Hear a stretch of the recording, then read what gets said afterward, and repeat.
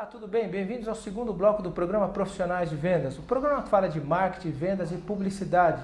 Você pode estar participando ao vivo, mandando e-mail para o nosso programa, produção@profissionaisdevendas.com, ou você pode mandar uma mensagem aqui embaixo da tela. Legal? Eu tenho recebido vários e-mails aqui de muita gente elogiando o programa, pessoas que estão prestigiando, elogiando muito o entrevistado da semana passada. E eu tenho uma pessoa muito especial aqui que a gente vai entrevistar daqui a pouquinho, que tem a ver com a pessoa da semana passada, fica ligado.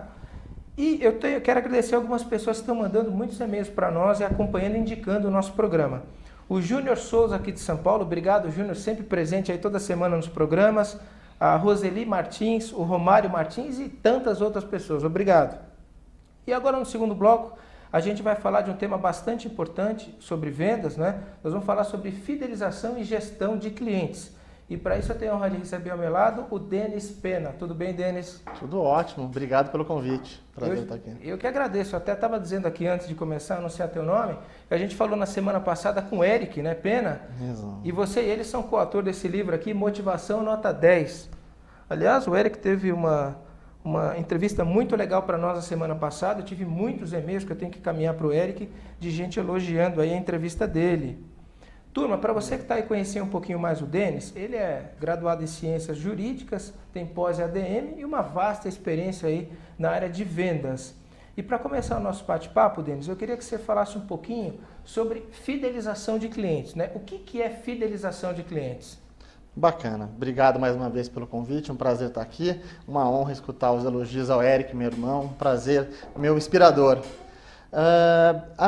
Eu sou formado em ciências jurídicas, mas a minha especialidade sempre foi a área de marketing e vendas. E sempre fui apaixonado por fidelização de clientes. Fidelização, na verdade, é retenção de clientes. Tem uma frase que eu gosto muito, que diz que nós somos ótimos conquistadores, mas péssimos amantes. E, em linhas gerais, é isso que a gente vê nas empresas. As empresas muitas vezes investem muito para a conquista, para a captação de novos clientes e muito pouco para a retenção dos clientes que ela já tem. Então a gente entra naquele ciclo, né? A empresa investe, conquista, trabalha muitas vezes mal e perde o cliente. Então, fidelização são ferramentas que a gente pode trabalhar para evitar isso, para evitar que a gente perder os principais clientes, né? Principalmente esses são os de maiores valor e de maior potencial. Denis, há quem diga que clientes não são fiéis, que eles estão sempre em busca do que é melhor. E se surgir uma empresa com um produto melhor, com uma proposta melhor, eles vão para lá e deixam a empresa anterior na mão. É isso mesmo ou não? Em linhas gerais, acontece um pouco isso. Ainda mais no nosso tempo, com um número maior de concorrência e produtos e serviços cada vez mais parecidos, né? A comoditização acaba dificultando realmente o processo de fidelização. Mas eu não concordo, eu acho que existe sim a fidelização. Eu até pergunto, né? A gente consegue imaginar o Silvio Santos cortando o cabelo num outro cabeleireiro? É muito difícil de imaginar isso, né? Então, assim, existe sim o processo de fidelização. O que acontece é que as empresas, muitas vezes, trabalham de forma errada esse processo. Acreditam que o cliente vai ser fiel apenas pela satisfação. É aí que eu acho que é o ponto. Cliente satisfeito é um cliente fiel? Exatamente. Na verdade, não. As empresas acreditam que sim e trabalham dessa forma, pensando que um cliente satisfeito ele vai ser fiel à empresa. Existe uma estatística que mostra que de cada 4 clientes que uma empresa perde, 3 estavam satisfeitos. Ou seja, apenas um cliente dos que ela perdeu estava insatisfeito com a empresa.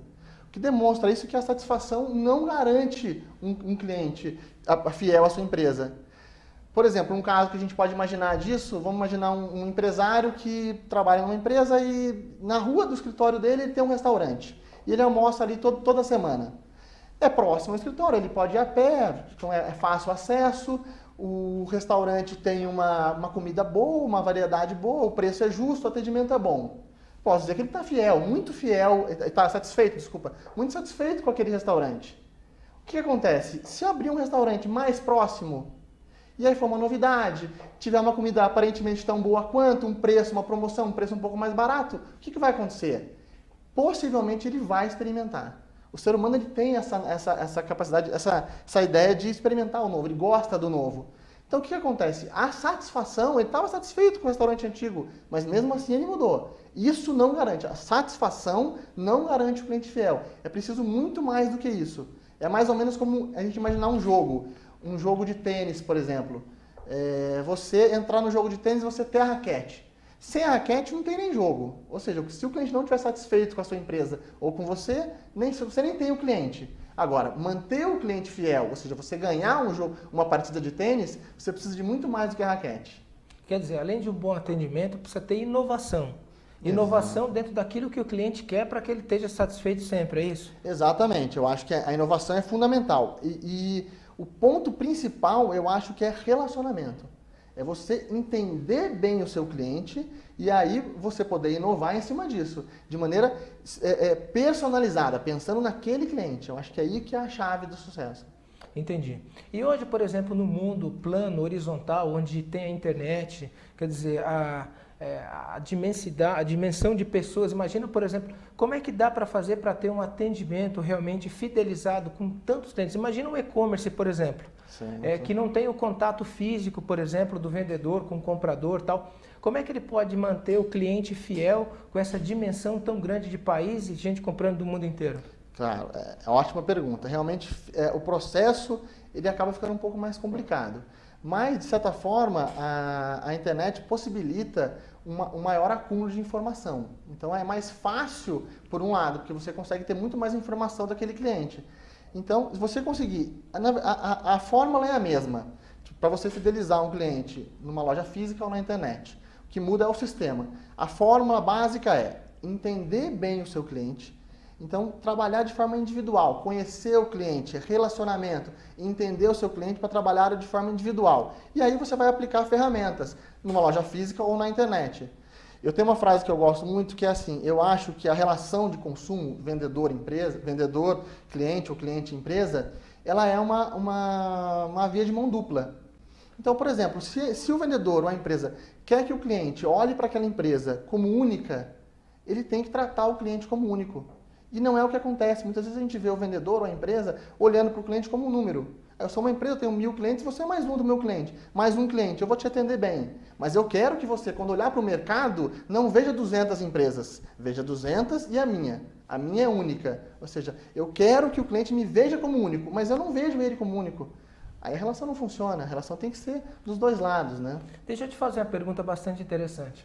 Se você for em alguns supermercados em São Paulo, por exemplo, a gente vê da mesma rede. Alguns supermercados você pede, por exemplo, para a pessoa, o funcionário que está trabalhando, olha onde fica a seção de biscoitos. Ele leva você pessoalmente até a seção. Certo. O posicionamento do supermercado é esse, é atender o cliente dessa forma. E o outro supermercado muito maior da mesma rede, não é assim. Você pergunta e diz, olha, indica, é lá naquele corredor número tal, né? A questão do atendimento ao cliente, da forma de relacionamento, não depende do posicionamento da empresa. Eu imagino, por exemplo, que essa empresa maior, seria muito difícil, essa mercado maior, cada cliente pegar e levar até o local, né? Eu queria que você falasse um pouquinho também, quer dizer, o porquê que eu estou chegando nesse ponto. Como achar o ponto ideal de atender para fidelizar ou gerar um processo bastante trabalhoso que não consegue atender todo mundo bem? Bacana. Eu até aproveitando a pergunta, eu sou um apaixonado por CRM, marketing de relacionamento, ferramentas para fidelização de cliente, exatamente por isso. Eu acredito que ela é uma das poucas ferramentas que dá uma vantagem competitiva para as empresas de menor porte. Então, por exemplo, é muito mais fácil para um mercado um pouco menor fazer isso do que um mercado grande. E é muito mais fácil ainda para aquela quitanda de bairro fazer isso do que para o mercado. Então, ele conseguir ter a informação e conhecer bem o cliente e poder fazer esse atendimento individualizado. Mas eu acho que isso não é exclusivo. É mais fácil para um mercado menor ou para quitanda. Agora, o mercado maior também existe essa possibilidade. Ele consegue fazer. Muitas vezes ele opta por fazer outras estratégias que vão ser promocionais, vão trabalhar com outros pontos, mas que ele tem muito mais dificuldade para fidelizar o cliente. E muitas vezes as ações que eles fazem para a fidelização, na verdade, não são as ações de fidelização. Por exemplo, um cartão fidelidade de uma companhia aérea. É muito difícil para uma companhia aérea, pelo tamanho que ela tem, conseguir trabalhar de maneira individual o cliente. Então ela cria algumas ações como um cartão fidelidade, que é uma ação promocional. Aquilo é um desconto, aquilo não fideliza o cliente. É uma ação diferenciada. Eu até brinco, né, que eu tenho 3 cartões de fidelidade de 3 companhias diferentes. E alguma coisa está errada, né? Se o marido é fiel a 3 esposas, alguma coisa não está certo, né? Legal. E sobre toda essa questão de fidelização, qual é o papel do gestor da área comercial em tudo isso? Bacana. Eu acho que o gestor entender esse processo, e muitas vezes ele não tolher o vendedor de exercer esse papel. Porque a fidelização, ela existe em vários níveis. Existe fidelização a uma marca, existe fidelização a um produto, fidelização a uma empresa e até a fidelização a um vendedor. Eu conheço clientes que são fiéis àquele vendedor. E muitas vezes as empresas ou os gestores da área de vendas têm um certo receio disso, que isso possa trazer um prejuízo à empresa. Se de repente aquele vendedor sair ou for embora, eu posso perder aquele cliente. E, na verdade, isso não acontece. As empresas, pode acontecer se a empresa não fizer o papel dela, mas não o vendedor vai prejudicar a empresa. Então, muitas vezes, o gestor de vendas entender isso, incentivar esse trabalho e treinar a equipe dele em cima disso. Vamos trabalhar o nosso cliente de maneira individual. Entendi. Quer dizer, e você comentou um negócio que eu achei bastante interessante. Eu acho que muitas empresas têm realmente essa preocupação. Não só o vendedor, mas eu fico imaginando, por exemplo, os representantes comerciais. Sim. Muitas indústrias têm essa preocupação, empresas, bom, o cliente é do representante ou é nosso? Porque o representante tem um atendimento especial, tem todo um processo de trabalho. Como é que a empresa pode fazer para diminuir esse risco do representante ou vendedor ir para outra empresa e levar a carteira embora? O que acontece quando acontece isso, um representante ou um vendedor sai de uma empresa, no caso um representante, e leva o cliente junto, é um sinal de alerta, que tem alguma coisa errada no processo. A empresa não está atendendo da forma que o cliente deseja. Um caso, por exemplo, aconteceu comigo, um caso real. Eu sou cliente há muito tempo de um banco e a gente tem uma relação muito grande com o nosso gerente. O meu gerente atendia muito bem a minha conta. Então, tudo que eu precisava, ele me atendia da melhor forma possível. Tinha um trabalho realmente de fidelização, de me conhecer, já me conhecia, sabia o que eu gostava, o que eu não gostava. Então, eu gostava daquele gerente. Quando ele saiu do banco, a minha primeira ideia foi, vou mudar de banco. Eu vou acompanhar o meu gerente, vou para um outro banco junto, porque ele me atendia muito bem. O que acontece?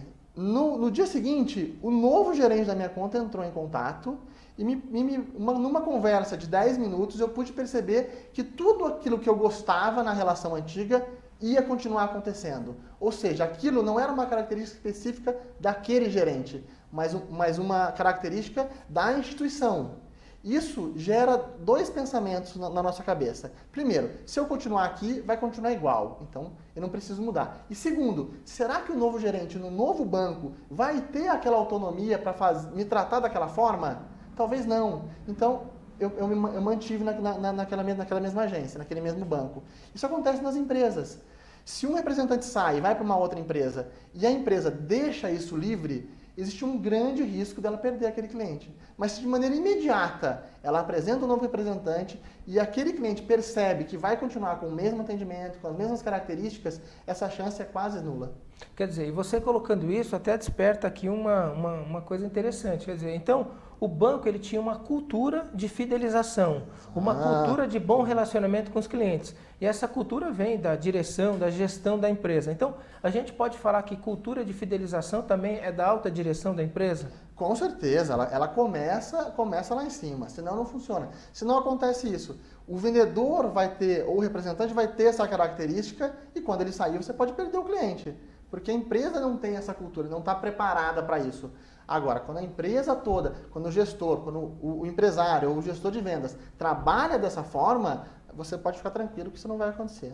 Legal. Eu queria que você falasse um pouquinho mais, quer dizer, alguns cases, não pode contar o milagre, mas não precisa contar o santo. Tá. Quer dizer, de estratégias de fidelização que foram utilizadas e bem-sucedidas. Bacana. Tem um caso que eu costumo contar muito nas minhas palestras, que é um caso real, inclusive, que aconteceu com o meu pai. O meu pai já é falecido, mas a gente costumava sair muito no final de semana ou à noite para jantar em restaurante ou pizzaria. E todo lugar que a gente ia, ele pedia uma bebida específica, um licor importado, que era muito difícil de ser encontrado. Então a gente nunca encontrou um restaurante ou uma pizzaria que tivesse isso no cardápio para poder oferecer. E depois de muitas visitas, a gente foi um sábado numa pizzaria, que a gente costumava ir com uma certa frequência, e entrando na pizzaria, o dono, o gerente, veio até nós, veio até a gente e disse, né, seu Marcos, que bom que o senhor está aqui, tem uma surpresa para o senhor. Nos levou até a nossa mesa, a gente sentou, ele trouxe um cálice daquele licor que meu pai tinha pedido, já muitas vezes. Meu pai ficou muito satisfeito, falou, que bacana, você colocou no cardápio? Ele falou, não está no cardápio. Eu só comprei uma garrafa para atender o senhor. Essa garrafa é só para atender o senhor. O que acontece? Isso, somado com outras características de individualização, de tratamento individual daquele cliente, fez com que meu pai passasse a ver aquela pizzaria como uma opção, que nós no final de semana tivemos várias opções, como a única opção. Passou a ser um problema até pra gente, porque quando a gente queria ir a algum outro restaurante ou em alguma outra pizzaria, era uma briga, porque meu pai não queria, ele sentia que estava traindo aquela pizzaria. Ou seja, e olha que interessante, qual foi o investimento que aquele empresário fez? Nenhum, porque ele comprou uma garrafa de licor, que na verdade ele deu um primeiro cálice e depois ele vendeu. Ou seja, depois de 2, 3 doses, ele já pagou a garrafa. Ou seja, ele não investiu praticamente nada, só o tempo dele. Escutou o cliente e atendeu de uma forma individual. E olha que interessante, isso não é um agrado ao cliente. Um agrado seria ele ter dado um cálice de qualquer licor. Ou ele ter dado uma bala no final, um chocolate, ou um brinde. Isso seria um agrado. Ali não, ali foi personalização. Ele escutou o que o meu pai queria e não tratou o meu pai como mais um cliente, tratou como único. Então eu vou te atender da maneira que você quer. Aí sim gera fidelização. E as companhias aéreas com os 3 cartões, essa aí estão fidelizando ou não? Não, aí não. As ações são promocionais e é fácil a gente enxergar isso, né? Particularmente, eu dou preferência para a companhia que eu tenho cartão. Mas isso é puramente promocional, isso é preço. O que acontece? Eu dou preferência. Eu vou lá e eu olho uma companhia aérea, por exemplo, que custa uma passagem custa 1.000. Se uma outra custar similar, eu vou dar preferência para aquela. Se a outra tiver um preço muito mais barato, eu não vou comprar dela só por causa da milhagem, por exemplo. Não faz sentido isso. Ou seja, isso é promoção, é desconto. É um desconto disfarçado. Funciona, não estou dizendo contra essa ação. Eu acho que essas ações são bacanas, funcionam, mas não são ações de fidelização, são ações promocionais. Muito bom. Denis, estamos chegando no finalzinho da entrevista.